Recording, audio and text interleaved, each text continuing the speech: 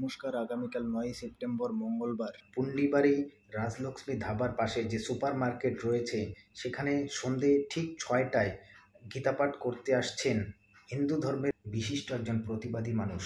ওনার নাম হচ্ছে হিরণ্ময় গোস্বামী। হিন্দু ধর্মের সকল মানুষের কাছে যিনি মহারাজ নামে পরিচিত। শুনবো তার কিছু কথা। মৃত্যুর আগে তৈরি হও, মৃত্যুর আগে শক্তিশালী হও, মৃত্যুর আগে মরো না কেউ। মৃত্যুর আগে এই কথাগুলো লিখে রাখো।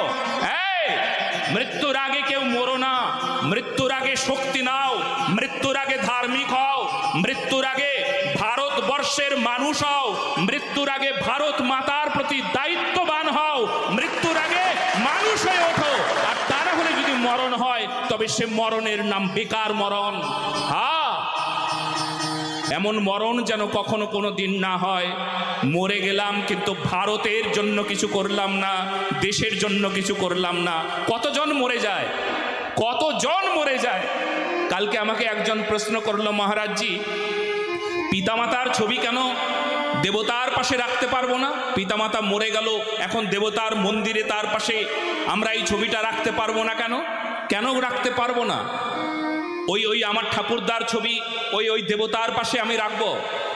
ওই যে ওনার ছবিটা যে মরে গেছে আমার ঠাকুরদার বাবা, ওই যে কাকামশাই আমার মরে গেছে, এই ছবিটা আমি এখানে রাখবো না কেন? আপনি সকল হিন্দু ধর্মের মানুষদের গীতাপাঠ শোনার জন্য আমন্ত্রণ রইল। ধন্যবাদ।